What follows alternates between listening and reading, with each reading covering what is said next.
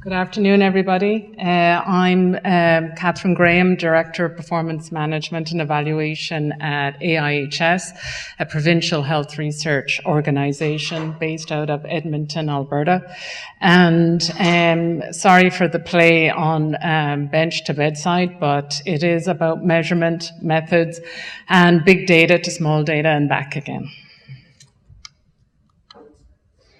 So today, really what I wanted to do is give you kind of a montage of activities that have been done in Canada to date in regards to measuring impact.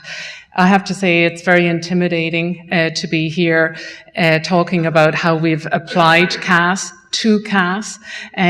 So thank you for that. And I'd like to thank Dr. Riopel for the invitation today to present.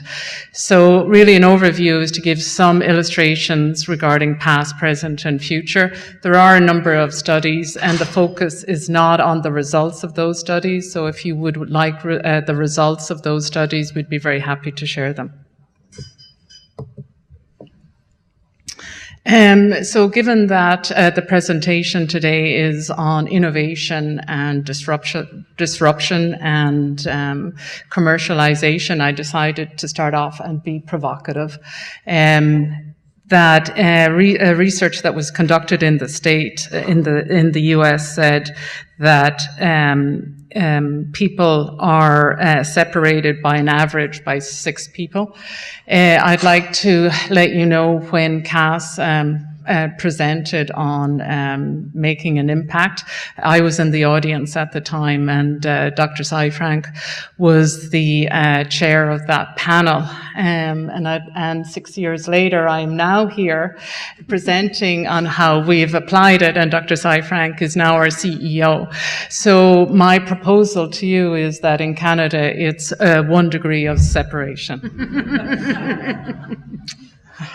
The vision for AIHS is bold, is to transform health and well-being through research and innovation. This is the Academy's framework for measuring and assessing impact.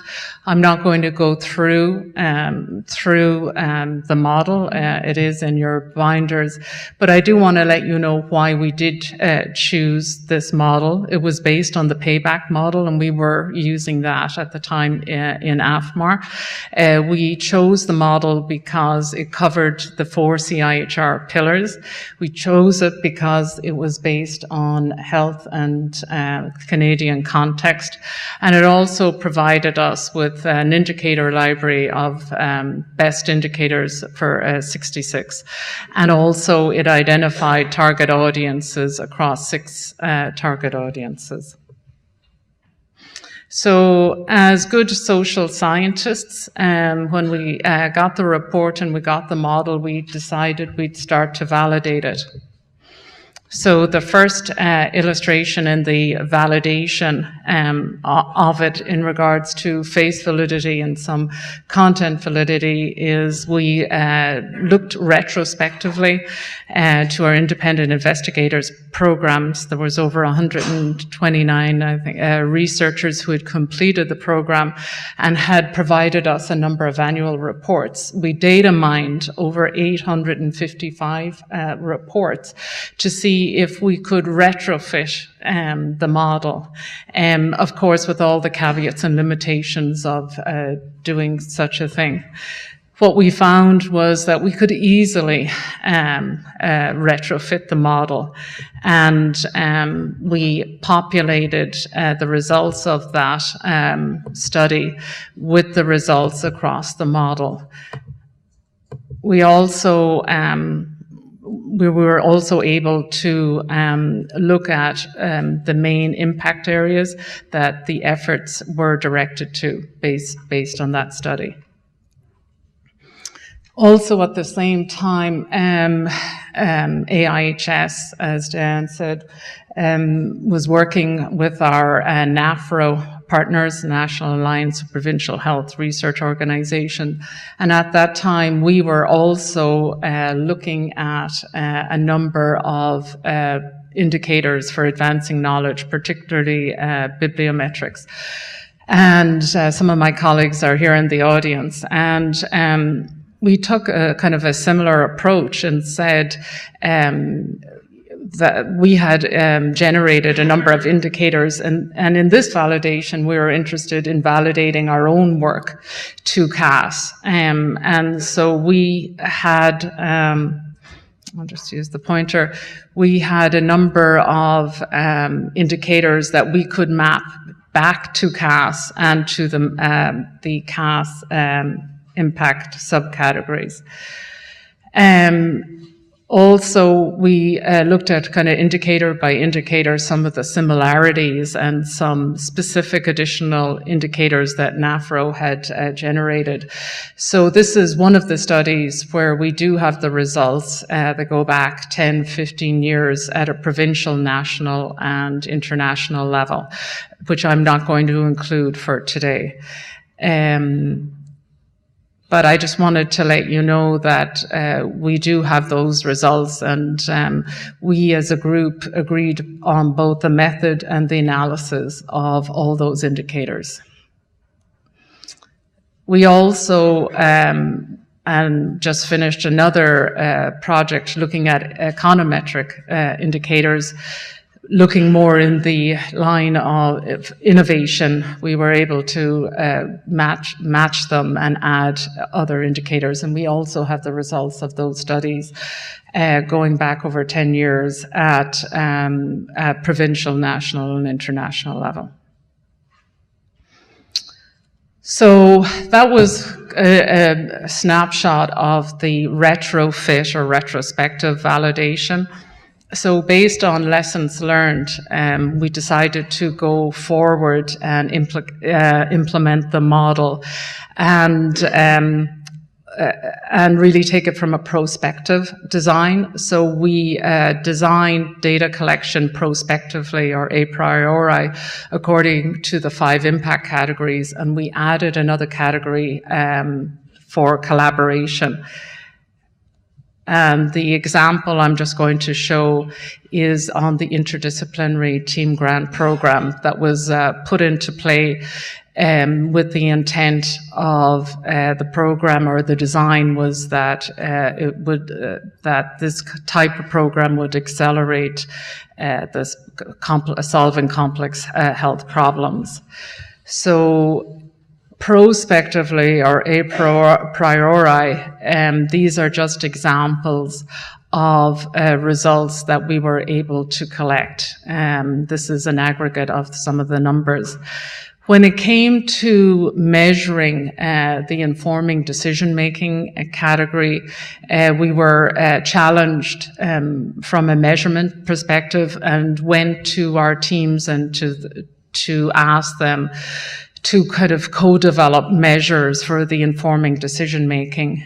So we came up with a progress rubric where we looked at measuring and looking at activities where researchers were engaging decision makers, disseminating to decision makers, and where use or change occurred. So that was a new measurement tool that was developed. And in regards to commercialization, we didn't target commercialization, but left it open to the teams that if they were working in that area, if they could report on activity and numbers in that area. So it was more emerging based on what their research project was in reference to. So what this allows us to do is to create a dashboard, and then we have the ability to report on this for not only this program, but across the programs at AIHS. Another example was really a limitation in focusing just on the quantitative. We are a mixed methods shop, and we wanted to be able to really get at depth in telling the impact story. So this is an example of a collaboration that was a 3-year international study that we did in partnership with CIHR.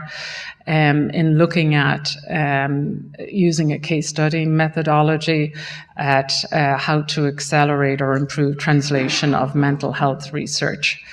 And one of the findings was that research that had researcher span boundaries had wider impact.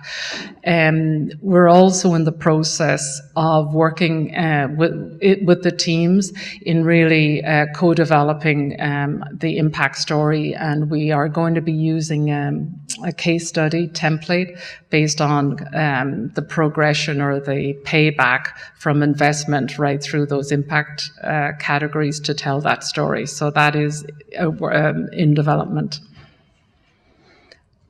We continue to further validate the framework, and we had a workshop in Alberta cross-sector to essentially see if the categories mapped to their sectors and made sense. Essentially, they felt that it had lots of congruence for them. And when we asked, was there any additional impact categories that we should consider cross-sector, culture came up, environment, and sector-specific, for example, energy. We also asked for additional indicators, and you can see some of those examples are very much in kind of the innovation area. So what does the future hold going forward? What we're finding, and really in listening to a lot of the discussions today, some of the initiatives are looking at areas in measurement that we don't measure traditionally, and so that's something that we'll follow in the following slides. So I just want to ask the question. The answer is 17 years. So what is the question? The time it takes to go from an idea to implementation. Excellent. That was not planned.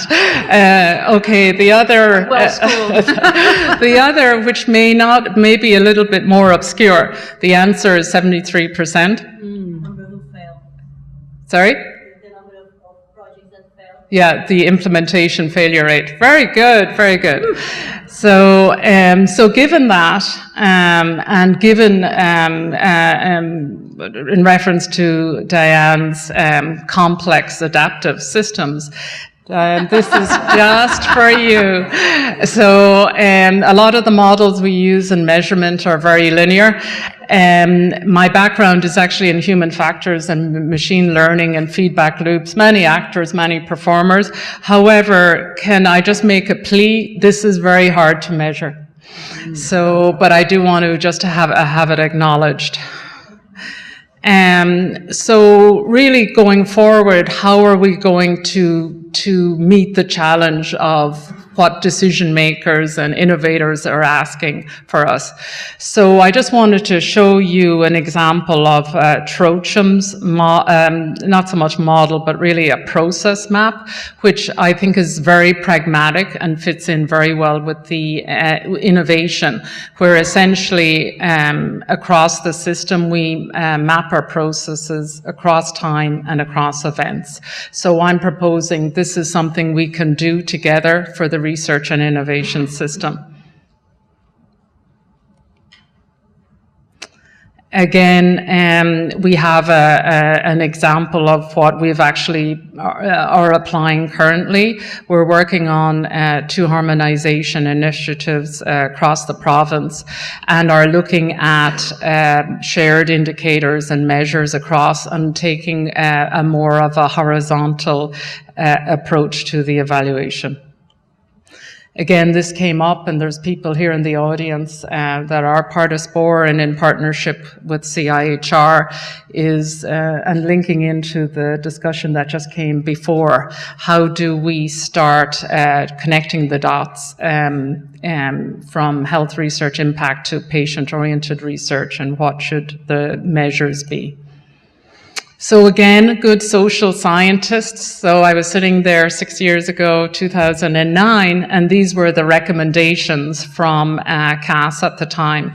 So I'll talk in the next slide about who's been applying CAHS or using it in some area, but collaborating on advancing the methodologies. We just finished hosting an international school on research impact assessment, and just so you know, there is an interest in advancing the methodology. We had over 95 participants there who are interested in applying some of these methodologies. I think there is a spirit of collaboration, and the other point I wanted to make is that we're working also with the US on finalizing a white paper which should be out in a month regarding improving current practice. And just in regards to discussion about policy questions, it is recommending that our assessment start off with the policy question. And just to let you know, there's approximately 155 indicators relating to policy questions. So CAHS, I know you're asking yourself, or the Academy, what is the impact of impact? So I would like you to know, based on what I know, this is not based on our RCT, but this is anecdotal. These are all the people that are using the framework in Canada and internationally in one form or another. So key messages, I think, have been reiterated by everyone, and then getting to impact together. Thank you.